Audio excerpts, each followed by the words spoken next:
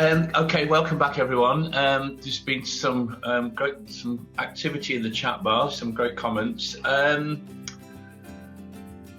Padraig, how do you want to do this now? Do you want to look them up, to respond to them yourself, or do you want me to pull out some as I see them? Oh, maybe if you pulled some out as you saw them. Okay. I don't know if you've been reading them. Yeah, I have. Yeah. There was one earlier about Safar posted a comment about the idea that the masculine and the feminine being held in both. Do you want to address that, or?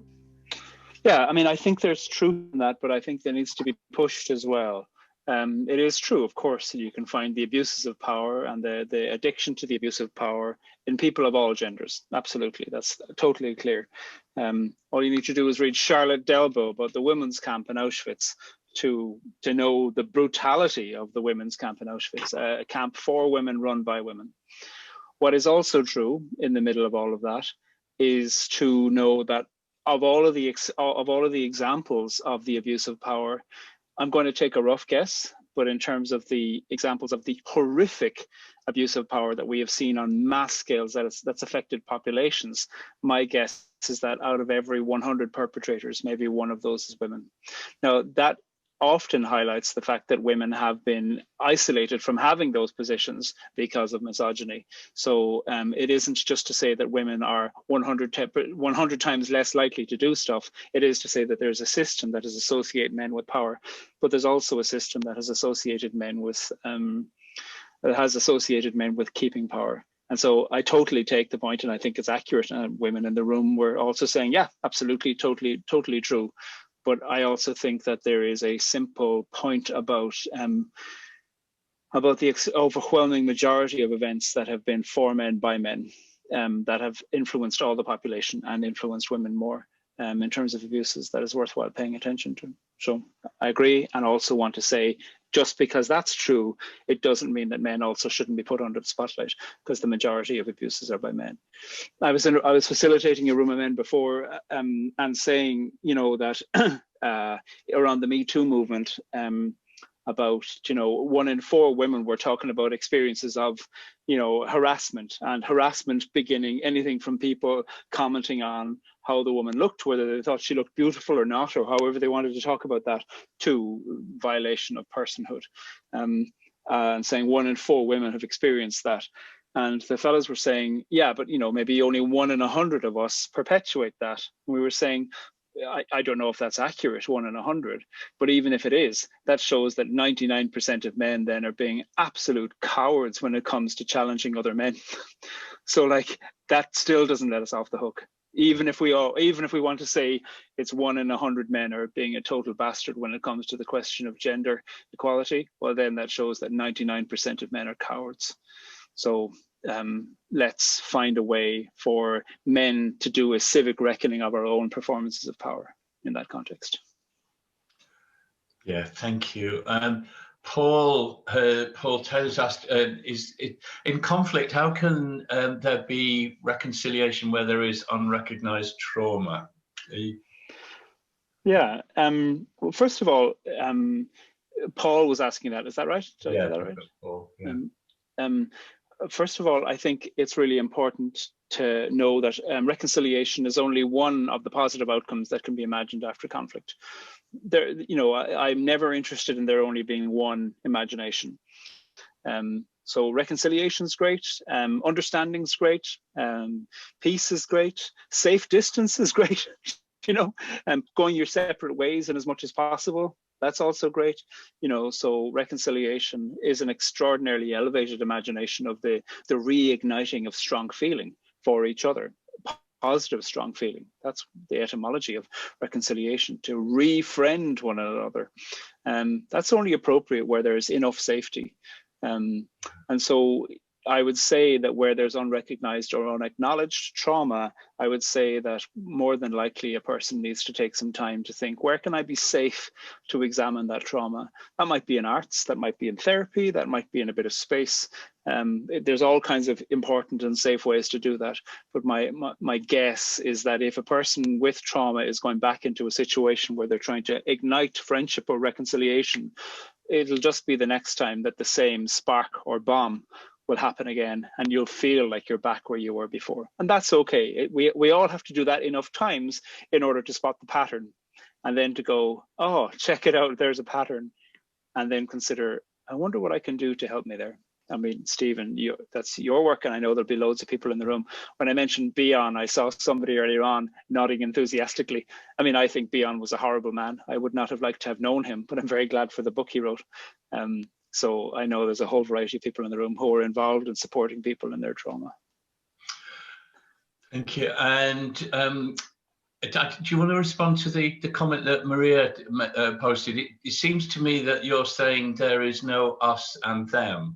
Any ideology, labeling or group identification carries with it the risk of separation rather than sharing in our common humanity. We need to acknowledge and celebrate our differences without fetishizing them.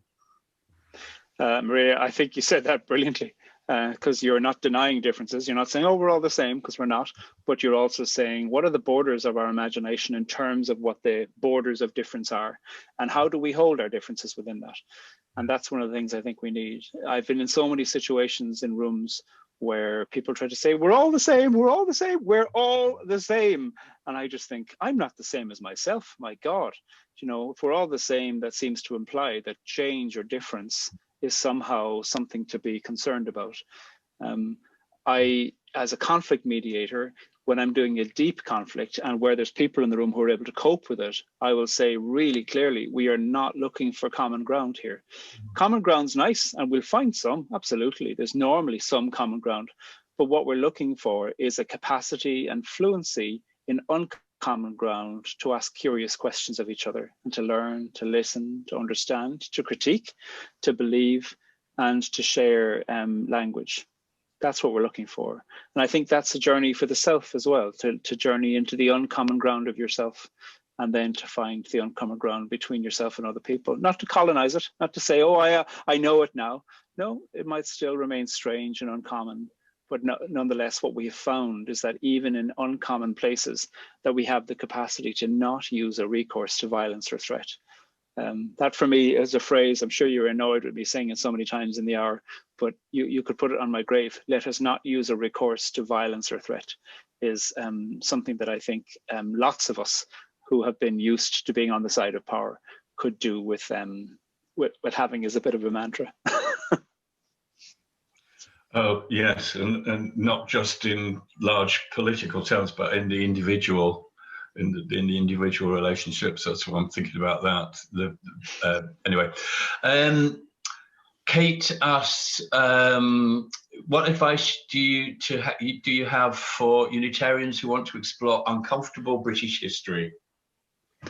Yeah, my guess is that there's loads of people in the room who would already have some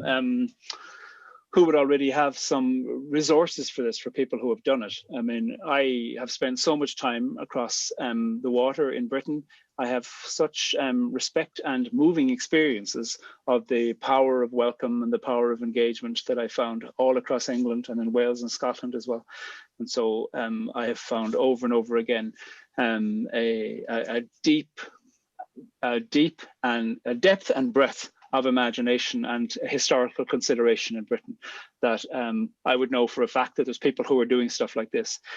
I think one of the ways of examining complicity is often people will want to say, look, we don't use slurs, homophobic, misogynist, racist slurs. Okay, lovely. That's not a bad beginning point. Fantastic. But it's possible to be extraordinarily polite while being systemically violent, or by inheriting all kinds of wealth in terms of buildings or prominence or prowess that was gained through systemic violence. And so I often want to ask, let's do an exploration of money. Where did the money come from? Who owned land holdings elsewhere, and who was farming in those land holdings, while on the one hand espousing the great call of people to a united understanding of humanity in the face of God, but doing so while participating in enslavement. And to name the complicity of that. That doesn't mean that everybody today has been using racist slurs, but it does mean to say that it is a really important thing not to be frightened of the truth of that. And I think that's a really necessary thing. Like when you look at the United States and you look at the active policy in banks not to give mortgages to African Americans for decades and decades. And then you understand the ways within which housing has been so segregated in the US.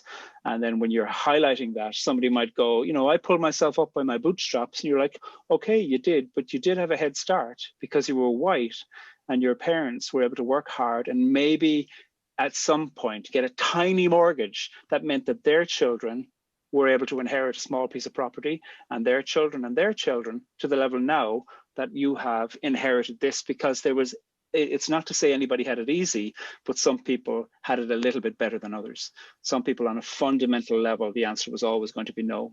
And that, I think, is a really interesting and important point to do it. Lots of people can then feel like, oh, you know, that somehow is persecution because you feel a bit ashamed of that. You know, it's not persecution, it's just called truth and accountability. Persecution looks like facing your own death at the hands of other people, okay? That's what we're talking about with persecution. Feeling a bit awkward, or even feeling ashamed of your history and feeling ashamed of a strand of your history, that isn't persecution. A bit of shame about the past is no bad thing, because it's certainly better than pride about the past, because pride in the past can lead us to all kinds of deceptions in the present. Gosh, yes. Eleanor's asking about your response to the boy and the sculpture. That very moving. I was really shocked. I know. What was your response to the boy sitting with the broken pieces at the time? Yeah, they were smashed because it hadn't dried yet. So it was. I said, "Do you want to try it again?" And he said no. And I found a moment to say to him, what you had there was amazing, and the reaction to it shows that other people knew it wasn't amazing but couldn't cope with it. You know, I suppose I had to tell him the truth at the moment, you know. Yeah. I have never forgotten him. I would recognize him on the street. My God, you know, he'd be in his mid-20s now. But if I saw him, there was a moment of recognition in that moment. I had such respect for his courage to be so vulnerable in public. Amazing. Oh gosh, quite moved. Will this set up? Sorry, Kate asks, how can I challenge, for example, someone who is Black or Jewish without being seen as racist or anti-Semitic in a positive way? I think this is a really important point, and thanks for asking it, Kate. One of the things that I think we really need to know is, and I think you know this already, so I'm going to say things that I think you know. So we need to recognize within the context of conversation, we are not dealing with equal amounts of power. So when a community of people who expect that 99 times out of 100, they will have to face abuse, rather than a community that expect that 99 times out of 100 in public conversation, they will expect it to be quite easy. That is a vantage point. So when I think of public conversations or even private conversations about public matters with someone who's Black or Jewish, that you're dealing with a beginning point that highlights, what are you expecting? And when an individual is expecting that, is this again going to be another example of systemic racism? Or an example of systemic anti-Semitism, I think it can be very difficult to know, can I have, you know, that once out of 100 times where a challenge is perceived in a positive way? Can I be that? That takes trust and time and a lot of, you know, you can't just launch into it. So because we're not dealing with beginning points. Of course, we wouldn't be human if people from all kinds of majorities and minorities weren't needing to be open to being challenged too. But I think that the more used a group is to serious systemic violence, the more cautious people who come from a privileged group have to be. Even if you think your critique is valid, you are not beginning in a blank place. You're beginning in a situation where a person is inheriting a caution about going, when is this going to slip into something that actually is going to make me feel safe? And you're not the one to dictate that. And so therefore, it would be an interesting conversation. All I'm doing is I'm speaking about this from somebody who's white, so and somewhat Christian. So it would be very interesting to reading about this from the points of view of Black and Jewish people in Britain, to hear how they're articulating that, to say what would the circumstances be where a mutually engaged, mutually critical conversation could happen. Is such a thing possible, or is the alternative just a regular and constant recourse where threat is just under the surface? Is that so endemic that actually we need to put that aside? So I don't know the answer to that, but certainly I think it's a brilliant question. Thank you for asking it, Kate.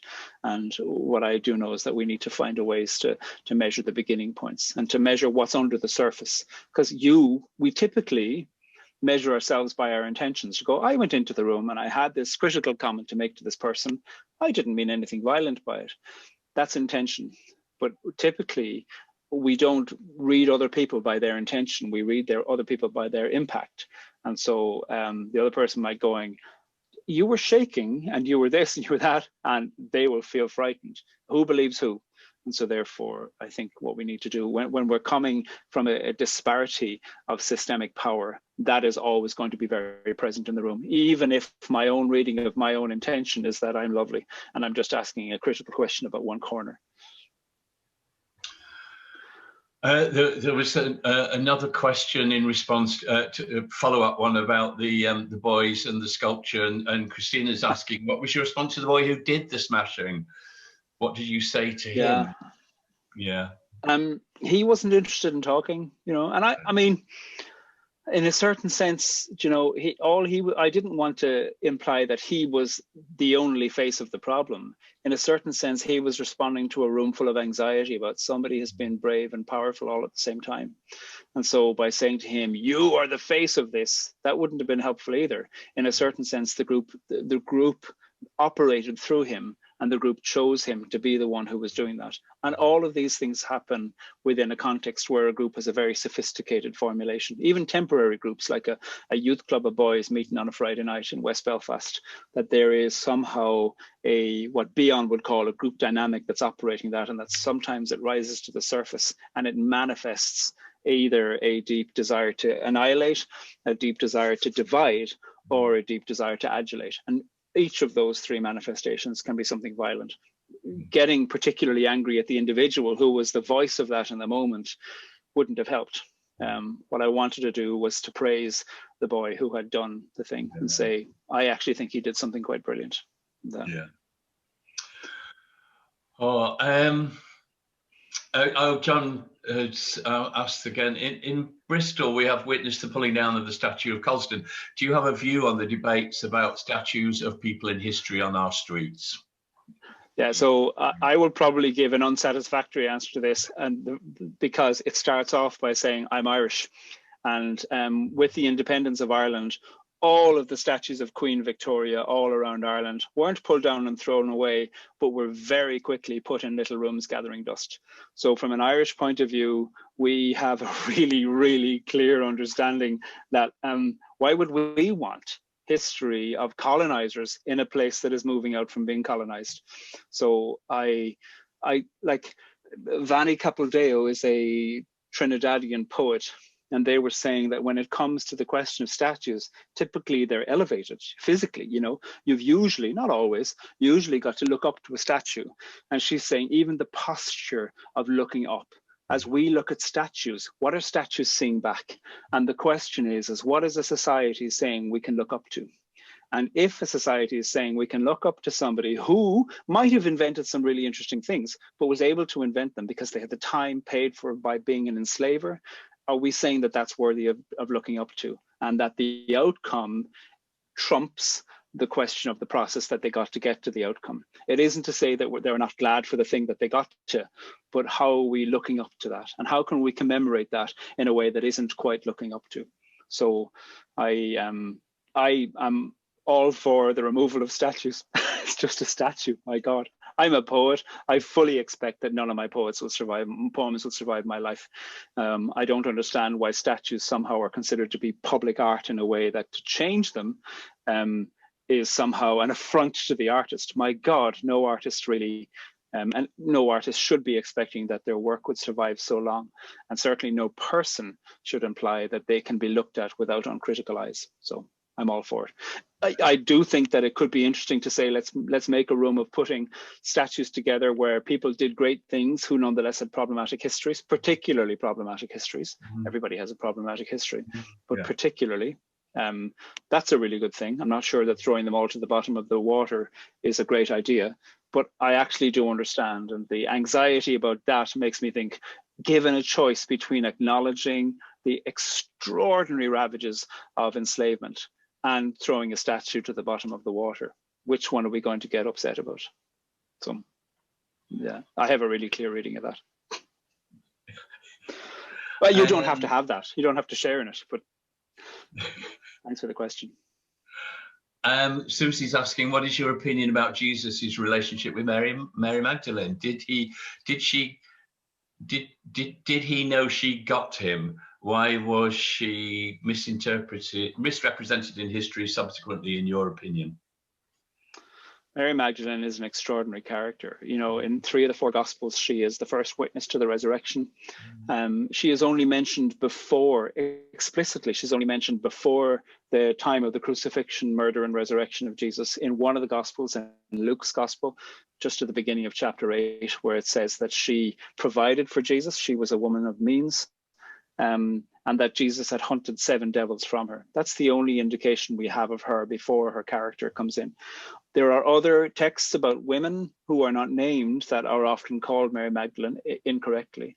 I think she was a woman of means, and there had been some profound sense of connection between her and Jesus. I don't think she worked in prostitution, but I do think that if she did, it wouldn't have been a barrier to friendship between she and Jesus. And it wouldn't have been a barrier between her and herself and her and other women either. So I think she's an extraordinary character. If you want what I think is one of the finest engagements with the question of Mary Magdalene as a story of the world, and a story of the world of women in a world often narrated by men, I would recommend Marie Howe's 2017 poetry collection called Magdalene. Marie Howe, Howe. Even if you put that into Google, you'll find a variety of readings that Marie has done. Marie takes Magdalene as a kind of an archetype of the every woman, because she says in the history of the world over and over again, you have the story of the woman who, despite all of her sophistication, is given 3 options. Are you the mother? Are you the virgin? Are you the whore? Choose between the 3. And Marie Howe is saying, let me take in the character of Magdalene and look through Magdalene to every biblical woman and every woman alive too. It's a genius of a piece of poetry. Amazing. Marie Howe, Magdalene, 2017, published by W.W. Norton and Company. Oh, thank you. You've just saved me. I went onto Google to try and cut and paste something over there. Maybe I'll do that in a minute. Okay. Oh yeah. Well, I just see Camilla has asked about the Trinidadian poet. It's Vanny. Now, I hope I have not misspelled Vanny's name. I think that's right. I have a book here. Oh no, it's downstairs.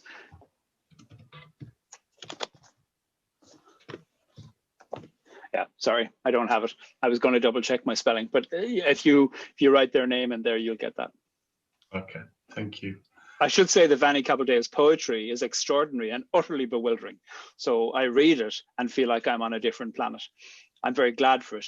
But if you said to me, what is that? I'm like, I have no idea. So just to put that out there. Okay, I'm just trying to see.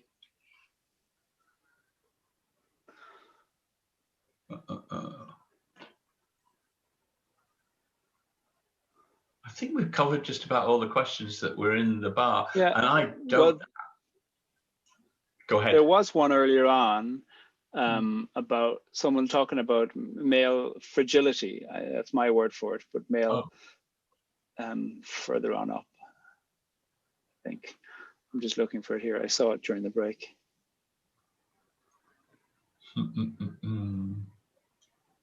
Oh, yeah, somebody was asking me about men's mental health, and that men don't feel powerful in the world, vulnerable men, and how to support them, but to reach out. in the first place.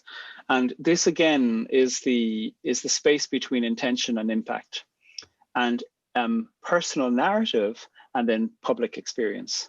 Because so often I do think we see so many men who feel like they're a failure as a man, and they are a failure as a person. They might feel rejected in love with whoever they want to being in a relationship with. They might feel like their job has gone nowhere, or they might feel like the ambition that they had continued to be pushed down. And so I think there's a lot of men who feel like a failure. For so much of the earlier part of my life, because I was gay and had gotten the message over and over again that gay men are only half men, that you're a failure as a man. And I was getting that reiteration that gay men are a threat to masculinity because they deny their own masculinity. I felt like an absolute failure of a man. And I thought I was unusual. The older I've gotten, the more I realized that if you get a bunch of men together and who are having a serious conversation, so many men will say that at some point in their life, they felt like a profound failure. And one of the awful things that we need to face as men is the following: that one of the lies we tell is that because we feel like a failure, that feeling like a failure as a man for a period or even a long period of your life somehow means you still can't be a misogynist. And what I've seen over and over again is that men who feel like failures use their experience to say, well, I don't feel like I'm part of the patriarchy. The patriarchy has failed me too. Therefore, they think they're not part of it. And I've seen men who have felt like failures, whose lives have been very difficult and who have been really beleaguered, that men in those situations have the capacity to excuse ourselves for misogyny on the most serious level. And I mean gay and bisexual and trans men within the context of that too. I'm not just talking about heterosexual men.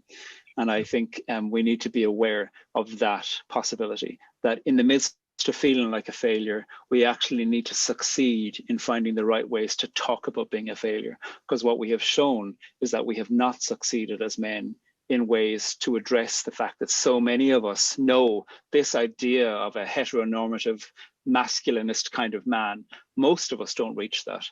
But yet what we do know is that at least 25% of women are harassed. And my guess is that lots of the people doing the harassment are feeling like, no, sure, I feel like a man. I'm not part of that group, I'm not one of those successful men.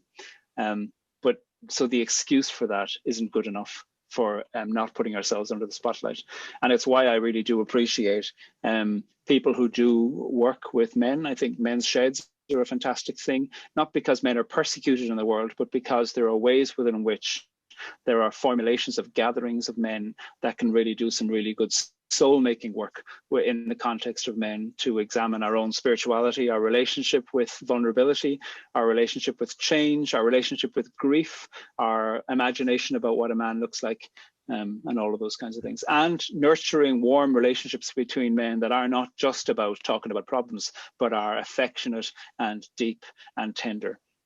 So many men crave for deep friendships with other men, but also then don't know how to host them because they can be really vulnerable to be in that space. And so I really appreciate the initiatives that do that well. So when I hear stories of male vulnerability, I feel worried for the man, but I also feel worried for the women around that man, because I wonder, what's the practice of your vulnerability? And will your vulnerability give you an excuse to deny the fact that the impact of your vulnerability can be very frightening for people around you? Patrick, there's some more questions have been coming in through the chat bar, but there's also somebody has asked whether maybe we could open it up and ask for sort of spoken questions. Are you up for that or not? Yeah. I'd love to hear people's voices. Okay, so people need to unmute themselves in order to ask the question, and I don't know. Do you want to invite people, Stephen, so that that's what I'm wondering? If people could go into participants thing at the bottom, and then there's a way of being able to raise your hand in that. Under reactions. Oh, is no under reactions? I think if you click the reaction bar, then you see a raise hand option. Oh, not in the one I'm looking at. Oh, okay. Okay. Okay. Okay. Maybe I'll try it. Oh. Also, they can just write in the chat, I have a question, and you can invite them. It's just so that 5 people don't unmute themselves at once. Thank you. I'm so accomplished at this. I've been at it for years. Really. If you want to ask an actual question with somebody, just put your name in, say you want to do it in the chat bar. Thank you. In the meantime, hold on. There was a question from,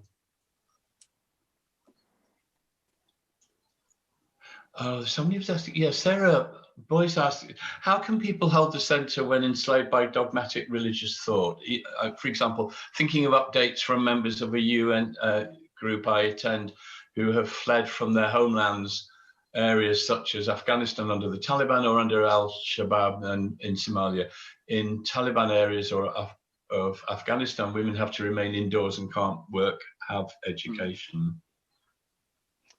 Yeah, there are so many individual ways in which that could be answered, Sarah. Thank you for the question. That I think it can look different in different situations because there can be overlapping ideas. I know some friends of mine who choose to wear hijab who are told regularly, oh my God, you as an oppressed woman who's forced to wear hijab. And my friends are like, I choose to wear it. This isn't forcing. I'm a feminist Muslim woman wearing hijab. Don't assume that what you think looks like oppression of me is oppression. So, and that's not to say that in other situations, people aren't being oppressed. And so I suppose one of the things that I always want to ask is who is measuring what oppression looks like? And who are the critical voices indigenous to that experience who need to be believed in terms of a subtle exploration of the question of power, female empowerment and feminism. So I suppose I always am very critical, and this isn't anything about what you're saying, but I'm very critical as a European white man of that old DNA of missionary salvationist ideas that seems to be so close. You know, we see something and think, I will go and begin the group that will solve this. That seems nice, but it imagines, you're not saying this, Sarah, but I can hear in other situations where people are thinking that group need to have a voice, you know, the voice of the voiceless. I don't know any voiceless groups. The question is who's listening and who's paying attention to the voices that are already speaking out there for support. So I suppose in a situation where I know I'm likely to misread what empowerment looks like and what choice looks like, I always want to read and engage and support voices for empowerment that are indigenous to the identity that we are thinking is experiencing something really difficult. So. Thanks. There's a couple of things. Somebody did ask earlier about where they could get your books, and Derek's put up that he's put the link to your website. And I was going to say at every book outlet, every bookseller, just about you can get your work at the moment. That's right. Oh, there's the thing. Thank you for such a wonderful talk. You seem to have been through so many challenges. How have you worked through your own challenges to get to this place? Thanks, Jerry. I had a therapist for 3 years, a magnificent Jungian psychoanalyst. He worked in a Jesuit spirituality center, so it wasn't religious in any way, but there was a recognition that for me, spirituality was important, as it is within a Jungian understanding. And I think that was one of the permission places where the therapist was really keen to me to say, who's the poet in this room? Like, he could hear that I was really oppressed by stuff, but he was also saying, but you're writing poetry, like, bring your poems. And he never told me what he thought of the poems. He always wanted to hear what I was saying in the poems and where the poems were landing. So he was my first audience, really. And he was a very critical, quiet audience, not because of form, but because he never gave artistic feedback. Instead, he'd say, you really obsess about this, or whatever he would say. And I would frequently wonder, why am I paying you for persecuting me? But that was really, really helpful for me to give a space, not to solve anything. I thought therapy was going to solve everything. It didn't solve anything. What it did is create a space where I could meet myself. He was a very particular kind of therapist. I knew nothing about him. He never gave an opinion at all. The only thing I ever found out about him was at one point, a couple of sessions were cancelled, and he said, "Oh, my mother died." And I was like, "You have a mother?" Because he had seemed to just be of course I knew he had family, but he had seemed to be, because I knew nothing about him. And it's a weird relationship to establish where actually he was fully present in the room, but he was in the room for me. And he wasn't wanting to interrupt that with too much of himself. That was his style. And even though I think I would have responded very warmly to somebody who was warm, I realized that actually I got an extraordinary experience by somebody who was very discreet in terms of the amount of his voice that was present in the room. And that, I think, gave me a space to, in a certain sense, let that therapy room also be an inner exploration. Because when I finished, moved away from Australia, and that ended, I didn't leave the room of inner exploration behind, because primarily he was always facing me with me even in there and rarely populating it with himself. So that helped. I think reading has helped too. I had realized at one point that all of my friends were part of a religious system that was fundamentally homophobic. And I realized some of them would be lovely to me. You know, even in the most stringent places of persecution, you'll always find the exceptions. And that I kept on looking for the exceptions within the system. And what was really, really helpful for me was realizing, oh, I need to get loads of friends outside of that system where I know I won't lose them when I come out, because I knew I would eventually come out. And that was really helpful to begin to go, I don't only have to imagine myself within this system. So yeah, that was really helpful to do that. And poetry, I think, is the fundamental saving point for me. I've been reading and writing poetry all my life. Partly that's the Irish education system. From the age of 5, we were learning poems in 2 languages off by heart every week.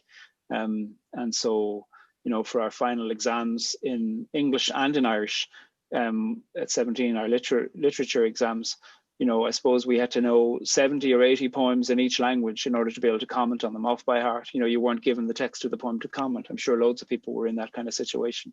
And in the Irish system, it's a bit like the Scottish hires. You can't give up. You do 7 subjects for your final exams, not just 3.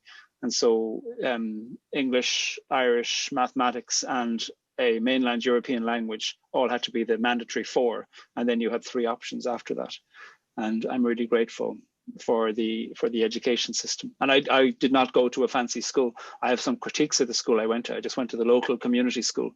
But even still, I am very grateful for the way within which poetry gave me a voice of salvation from the start of my educational life. I have to confess, my first therapist was a Jungian, and my life changed. I mean, yes. Amazingly, yeah.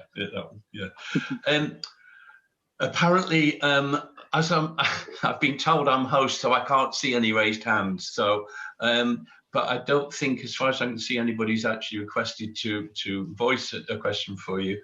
But somebody, Aline, has asked, which writer's work have been helpful to you in this time? Okay, let me give you a list. I was going to say, do we need pen and paper for this? You do need pen and paper. So Aviva Gottlieb Zornberg, I'm going to write these in because. Okay.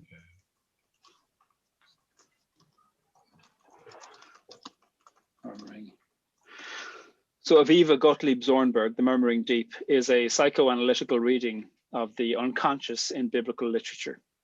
She is overwhelmingly brilliant. She is a midrashic scholar, a scholar of literature, a commenter on etymology, a deep reading of Lacanian psychoanalysis, and a mind that makes the most overwhelmingly beautiful and brilliant associations. I find her work to be all I have to do is read it slowly. And that is an extraordinary art to me, that she is able to write dense paragraphs that are actually understandable. You can't skim them, but if you just go, let me just read this a bit slowly, just 1 chapter at a time, especially that book. She has many books, but I think that one is really quite amazing. So I also, 2021 for me is the year of Lucille Clifton. Oh, I'm going to cause a topple of books if I so Lucille Clifton was an American poet who died in 2012, I believe. And her work is short poems that are distilled in the most overwhelming way. Regularly, she leaves her poems without any punctuation marks or capital letters, and they come across as small offerings on a page in the most extraordinary way. She takes religious literature seriously. She speaks about race. She speaks about embodiment. She speaks about sex. She speaks about violation of sex. She embodies lots of imaginations. She has lots of persona poems. She has this great sequence of poems called Brothers, which is 7 poems of a conversation between Lucifer and God, but we only hear Lucifer's side, and she's speaking about Lucifer. She's genius. Yeah, she's amazing. Emily Dickinson, all 1,775 of her poems, I would recommend to you heartily. They do come from another planet. And the point, I think, of reading Emily Dickinson is to be bewildered by the way that she arranges letters after letters and creates something that cannot ever be condensed into something to go, oh, here's exactly what she's saying. I think Emily Dickinson is amazing. In 2030, it'll be 200 years since her birth. And so I think it wouldn't be a bad thing to read a few of her poems every month as part of a celebration of the extraordinary way within which she writes. Who else do I read? Oh, Kai Miller. Kai Miller writes poetry and prose. I love his work. He has a collection of essays that's coming out later on this year from Canongate, which I think is amazing. Richard Holloway, I'm sure lots of people are familiar with Richard Holloway's work. I think he writes amazingly. Fintan O'Toole writes in the Irish Times and in the Guardian regularly, and I think his political and public analysis about Britishness and Irishness has been really vital and necessary for this time. Ree Howe, who I already mentioned. Joy Harjo is the current US Poet Laureate. She's the first Indigenous Poet Laureate that the United States has ever appointed, and her work is amazing. She has recently been one of the editors on this book, When the Light of the World Was Subdued, Our Songs Came Through, which is an anthology of Native Nations poetry from the United States. And this is a beautiful collection. Yeah. So I would actually also recommend my colleague, Krista Tippett. She writes magnificently. And if you go to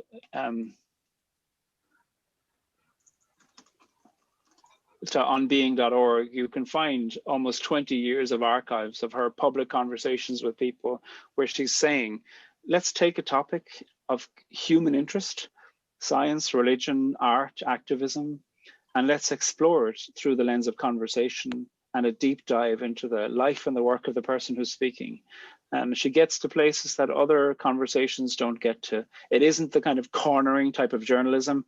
It is the most informed type of journalism. All the interviews are about 55 minutes long, and they are a treasure trove of learning and wonderment. And I find that I have so much better recall from listening to Krista in conversation with people than I would from a chapter that I might read. So I'm looking at the time. We probably ought to be thinking about winding up. Is there anything you'd like to offer as an ending? Oh. I can finish with one other poem, if you like. Oh, that would be lovely. Yeah.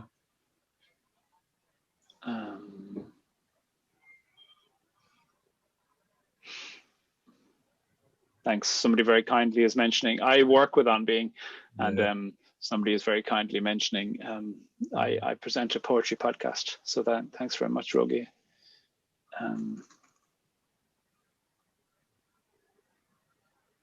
Here's a short poem. I have an interest in science fiction, and I do find the idea of multiple parallel universes to be very interesting. So here's a little poem about that. Wondering if there was a parallel universe with a slightly older Padraig, and if that Padraig could have opened up a window and shouted something through, what would that have been like? And then as I wrote the poem, I realized, I think he did. And this is a thank you to him. It's a short poem. The one thing. There must have been some other me who lived some other time, who realized he knew the one thing that would save me. And he must have found a little window, opened it, and shouted through it that saving sound that saved me. And he must have felt a failure, I'm sure, that other me, because he failed. He did. He didn't save me from the other things that beat me.